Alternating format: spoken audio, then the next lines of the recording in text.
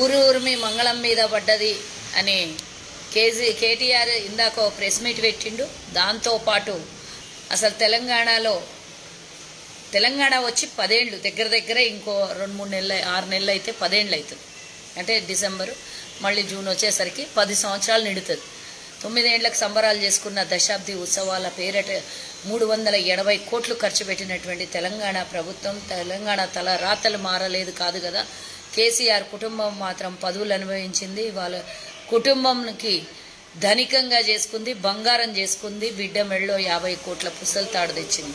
అందరికీ తెలిసినటువంటి విషయమే. ఈరోజు తెలంగాణలో ఏం జరుగుతుంది? ఆస్తులన్నీ అప్పడంగా అమ్ముకొని తెలంగాణ ప్రజలకు సున్నం పెడుతున్న కేసీఆర్ కుటుంబము.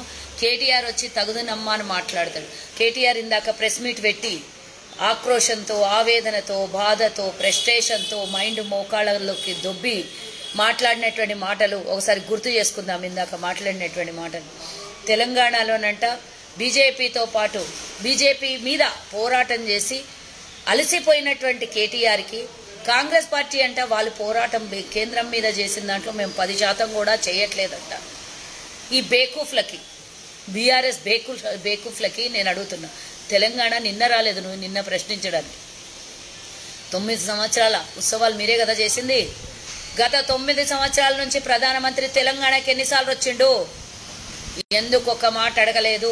ఈరోజు గుర్తొచ్చిందా తెలంగాణ అభివృద్ధి, తెలంగాణకు విభజన చట్టంలో హామీల గురించి? మరి ఆనాడు కాళేశ్వరం ప్రాజెక్టు కోసం శంకుస్థాపన కోసం వచ్చినప్పుడు నీ అయ్యా ప్రధానమంత్రి ఇద్దరు సంకల్ రాసుకొని శటగోపురం నెత్తి మీద పెట్టించుకొని మరి ఆయనకు కావాల్సింది ఆయన తీసుకొని నీకు కావాల్సింది నువ్వు తీసుకొని తెలంగాణ ప్రజలకి ఈరోజు అన్యాయం చేసింది నువ్వు కాదా కేటీఆర్? మరి ఆనాడు ప్రశ్నించలేదే? నువ్వు ప్రధానమంత్రి అయినప్పుడు తొలిసారిగా తెలంగాణకు వస్తే మాకు ఇచ్చినటువంటి హామీలు నెరవేర్స్తేనే తెలంగాణ గడ్డ మీద కాలు పెట్టు ప్రధానమంత్రి, లేదంటే నీ తెలంగాణకు రావడానికి నీకు అర్హత లేదు అని ఆనాడు ఎందుకు ప్రశ్నించలేదు? ఆనాడు కడుపులో నెత్తిపెట్టి కేసీఆర్ నీ ఆశీర్వాదం ఉంటే చాలు అని మోదీతో ఎందుకు ప్రాధేయపడ్డట్టు? ఆనాడు ఎందుకు ఈరోజు జాతీయ ప్రాజెక్టుగా గుర్తింపు తేవాలి నాకని ఎందుకు అడగనట్టు? కాళేశ్వరం అవినీతి ఇంత అంతా కాదు అని రాహుల్ గాంధీ గారు చెప్తే దాని మీద ఓ ప్రశ్న, మీ దిక్కుమాలిన ప్రశ్నలు, మేము దానికి సమాధానం చెప్పాలి. మరి రాహుల్ గాంధీ ఏ అర్హతతోని తెలంగాణకు వచ్చిందనేది ఇంకో ప్రశ్న. నువ్వు మోదీకి ప్రశ్నలు అడగవు, కానీ కాంగ్రెస్కి ప్రశ్నలు అడుగుతావు. అసలు ఏ హక్కు ఉన్నదని నువ్వు ఈరోజు కూర్చొని ప్రెస్ మీట్ పెట్టినావు? కేటీఆర్ అని అడుగుతున్నా. మీ అయ్య పెట్టాలి, తెలంగాణ ముఖ్యమంత్రిగా ఆయన పెట్టాలి. నీకేం అర్హత ఉన్నది? నీ పక్కన కూర్చున్న 3 మంత్రులు ఉన్నారు కదా, ఒక మహిళ, ఒక పొట్టోడు, ఇంకోళ్ళు. మరి కనీసం ఆడపిల్లలు చచ్చిపోతుంటే కూడా పట్టించుకున్నటువంటి శిశు సంక్షేమ శాఖ మంత్రి, విద్యార్థులు అన్యాయం అయిపోతుంటే కూడా ఒక్క విషయం కూడా మాట్లాడనటువంటి విద్యాశాఖ మంత్రి. మరి ఆయన పక్కనే మీ నాయనకు చేదోడు వాదోడుగా గ్లాసులు నింపే మంత్రి. మరి 3 మంత్రులు ఉన్నారు, నువ్వు కూడా అందులో ఒక మంత్రివే. కానీ మీరు 4 కూర్చొని మాట్లాడాల్సింది మీ నాన్న మాట్లాడాలి. నువ్వెందుకు మాట్లాడినావు? నీకేం అర్హత ఉన్నది ఇవన్నీ మాట్లాడడానికి? నీకు 2 మంత్రి పదవులున్నాయి, దాని గురించి మాట్లాడు. నువ్వు రాహుల్ గాంధీని విమర్శించేటంత పోటుగాని మునగాని పోయినవా? రాహుల్ గాంధీ అనేటంత నీకు అర్హత ఉన్నదా? ఈరోజు తెలంగాణను దోచుకొని పైసలన్నీ మూటగట్టుకున్నావు కాబట్టి రాహుల్ గాంధీ అని అనేటంత స్థాయి పెరిగిందా కేటీఆర్ నీకు? గింతున్నావు నువ్వు. సముద్రం భారతదేశం అలా గింతను గాలి వస్తే కొట్టుకొని పోతారు నువ్వు అయ్యా. ఏడికి జైలుంది కదా, ఆడికి పోతారు. నిన్నేనో గాలిలో పంపిస్తే ఇడిచిపెట్టేటట్లా కాదు. ఈరోజు నువ్వు చేసిన అకృత్యాలు మీ అయ్య చేసిన ఈరోజు తెలంగాణ ద్రోహుల గురించి నువ్వు రాహుల్ గాంధీ గురించి మాట్లాడతావా? ఏ అర్హత ఉన్నదని హామీలు ఇస్తారు? రేపు బేకుఫుల్లారా, పక్క రాష్ట్రాల్లో కూడా రాహుల్ గాంధీ, ప్రియాంక గాంధీ ఖర్గే సమక్షంలో హామీలు ఇచ్చిండ్రు, నెరవేర్చిండ్రు అధికారంలోకి రాగానే. అక్కడ ప్రజలు యాక్సెప్ట్ చేయలే, అక్కడ అధికారంలోకి రాలే. ఇక్కడ కూడా అదే జరుగుతుంది. రాహుల్ గాంధీని ప్రశ్నించేటంత దమ్మున్నదని అంటే బీఆర్ఎస్ సేమ్ బీజేపీ మాటలు మాట్లాడుతుంది కదా ఇక్కడ. వాళ్ళ మనసులో ఉండి వాళ్ళు ఏం మాట్లాడతారో వాళ్ళ మనసులోకి పోయి వాళ్ళ అంతరాత్మను తెలుసుకొని నువ్వు మాట్లాడతావా? మీరిద్దరు కలిసి కాంగ్రెస్ని తొక్కేయాలని చూస్తుండ్రా? అది అయ్యే పని కాదు. కథం అయిపోయింది ఇక. దుకాణం బంద్ చేసుకొని ఓండి ఇక. మీరు నకరాలు ఎక్కువైపోయినాయి చూస్తూ ఊకున్న కొద్దీ. ఓ రోజు ఒక మంత్రి వస్తాడు, ఓ రోజు పనికి మాలిన మంత్రులు వస్తారు, ఓ రోజు రాష్ట్రానికి ఏం చేసిండ్రో చెప్పరు. కానీ ప్రతిపక్ష నాయకులు ప్రతిపక్ష లీడర్ల గురించి మాట్లాడడానికి వస్తారు. బీజేపీతో కొట్లాడుతుంది కాంగ్రెస్, కాకపోతే నువ్వు మీ అయ్యనా? మొన్న పోయి స్క్రిప్ట్ తయారు చేసిస్తే ఈరోజు మీకు కావాల్సినటువంటి అధ్యక్షుడిని ఇచ్చినటువంటి అమిత్ షాతో దమ్ముందని ఢిల్లీలో మొన్న పోయి కూర్చున్నావు కదా, లోపల అర్ధరాత్రి పోయి అన్ని పేపర్లకి మీడియాకి ఇచ్చుకున్నది ఎవరు? అపాయింట్మెంట్ క్యాన్సిల్ అయిందని చెప్పి దొంగచాటున ముసుగేసుకొని పోయి అర్ధరాత్రి కలిసి వచ్చినావు కదా. ఎందుకు దమ్ము లేదా బహిరంగంగా కలవానికి అమిత్ షాతోని? ఎందుకు అర్ధరాత్రి కలిసి వచ్చినావు? నువ్వు దొంగలాగా పోయి వస్తున్నావు, దొంగలాగా నీకు కావాల్సినవి నెరవేర్చుకొని వస్తున్నావు, వాళ్ళకి కావాల్సినవి ఇస్తున్నావు. ఇది మీ ఇద్దరు వెనకాల ముసుగులాటల దెబ్బలాట ఆడుకుంటున్నది మీ ఇద్దరు కథ. నువ్వు కాంగ్రెస్ గురించి ప్రశ్నిస్తావు, కాంగ్రెస్ గురించి బీజేపీని కాంగ్రెస్ ప్రశ్నిస్తలేదంటావు. అసలు ఏ యాంగిల్లో ఈరోజు నువ్వు ఆ మాట మాట్లాడుతున్నావు? దేశం మీద మొత్తం కొట్లాడుతుందే కాంగ్రెస్ పార్టీ, బీజేపీ. చూసినావు కదా రాహుల్ గాంధీ ఈరోజు గుజరాత్ కోర్టులో అప్పీల్ చేసుకుంటే ఆయనకి కనీసం అప్పీల్ని తిరస్కరించిన కోర్టు. ఎందుకోసం? ఈరోజు దేశ సమస్యల మీద కొట్లాడుతుంది కాంగ్రెస్. భారతదేశానికి స్వతంత్రం ఇచ్చింది, భారతదేశాన్ని కాపాడాల్సింది కాంగ్రెసే. మీరేమో నువ్వేమో పొడుస్తూ అంటున్నావు. మధ్యప్రదేశ్లో పోయి మాది ఏదో మహారాష్ట్రలో పోయి ఏమో పెద్ద ఏమో చేసి వచ్చినట్టు ఏం చేసి వచ్చినావు? మరి ఏమో పెద్ద స్కెచ్ చేసిండ్రు, ఆ స్కెచ్ బయట పెడతారు డెఫినెట్గా. నేను అబ్జర్వ్ చేస్తూనే ఉన్నా, ఆ స్కెచ్ ఏందో బయట పెడతాం మేము కాంగ్రెస్ పార్టీ వాళ్ళం. మీ అయ్యా నువ్వు ఏమి స్కెచ్ చేసినో తెలుసుకుంటాం, దాని మీద ఏం వదులుతారు అనుకోకు. తెలంగాణని దోపిడీ చేసి తీసుకొని పోయి 600 బస్సులని 800 కార్లని తీసుకొని పోయి ఆడ మీటింగ్లు పెడితే మీకు మహారాష్ట్ర ప్రజలు మిమ్మల్ని నీరాజనం పాడుతున్నట్ట. దొంగ వేషాలు వేసి కొంగలాగా ఒంటికాలు జపం చేసినావు అంటే చూపిస్తారు, వార్తలు పెడతారు తెలంగాణ ప్రజలు. ఆలోచించుకో ఎక్కువ మాట్లాడేటప్పుడు. రాహుల్ గాంధీకి ఏంది మొన్న ఖమ్మం సభకు మీ వాడు ఉన్నాడు కదా ఒంటికన్ను పువ్వాడాజయ్, ఆడోడు మాట్లాడి ఆడోడు మమ్మల్ని రానియకపోతే ఆడోడు ఈడోడు మీ అయ్య అంటాడు, ఆడోడు ఈడోడు మొదలైనది గట్లా. ఆడేందో అడ్డుకుంటే చూసినావు కదా సభ ఎంత సక్సెస్ అయిందో. నువ్వు ఎంత కాంగ్రెస్ని విమర్శిస్తావో అంతంత కాంగ్రెస్ రివర్స్ బంతి గోడకు కొట్టిన బంతిలాగా అంత రివర్స్ వచ్చి నీ మొహాన్ని తగులుతుంది. చూసుకో. ఈరోజు తెలంగాణలో అన్ని సర్వేలు కాంగ్రెస్ కని చూపిస్తున్నది కాబట్టి ఆ ప్రెస్టేషన్లో కాంగ్రెస్ని తిడుతున్నావు. ఎందుకంటే మీకు లోపాయికార ఒప్పందాలు కుదిరినాయి కదా ఆడ. మీరు మాకేమనకండి, మేము మీకేమనం, మేము ఇస్తేనమ్మ వాయనం, మీరు పుచ్చుకుంటారమ్మ వాయనం అన్నట్లే మీ ఇద్దరు పంచుకున్నారు. సమస్యల్ని కాదు వాటాల్ని పంచుకున్నారు. మీకు రావాల్సినవి భారతదేశం మీద దోచుకోవాల్సినవి. మీ చెల్లెల్ని విముక్తి చేయాలి కేసులో నుంచి. ఏ నుంచి 10 వరకు ఉన్న అక్యూజ్లను అందరినీ కేసులు అయితే జైల్లోకి పోతారు.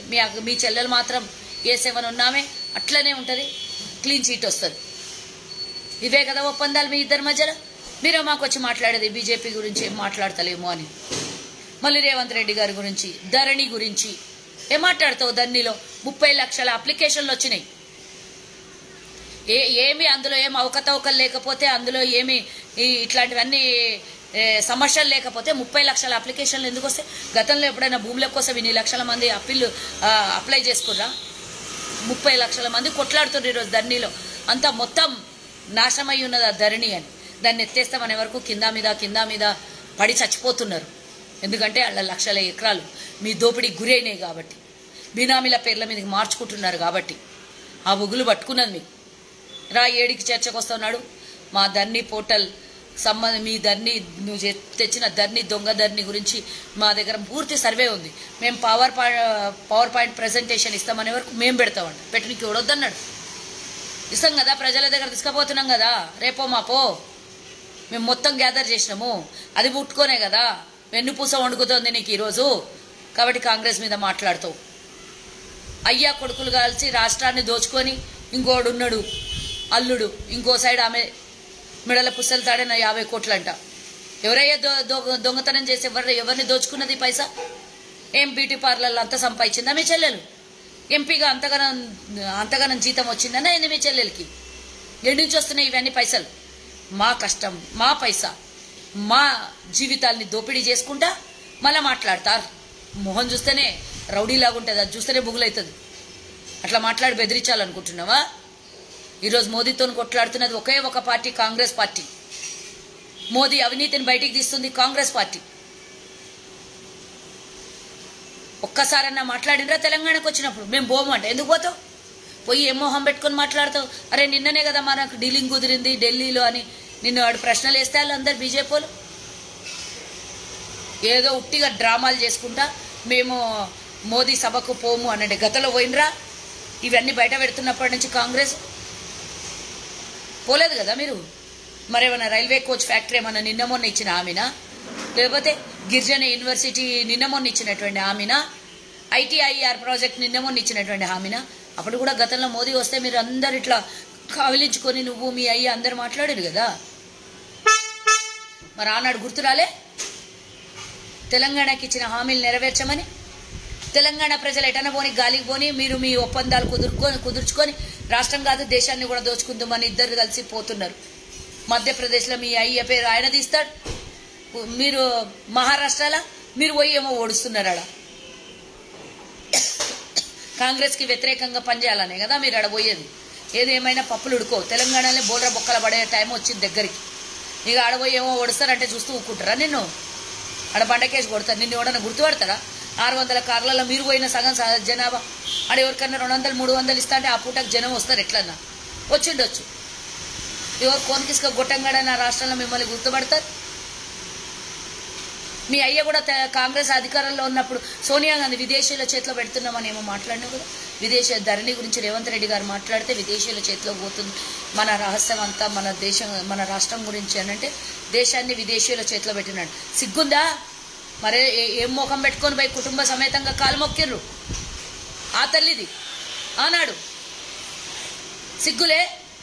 మీ అయ్య పండుకొని ఏడో తాగి పండుకొని ఉండే బిల్లు పాస్ అయిన రోజు. అదే విదేశాల్లో చేతిలో ఉంటే తెలంగాణ ఇస్తుండేనా? ఇవన్నీ గుర్తు చేసుకో గత రోజుల్ని.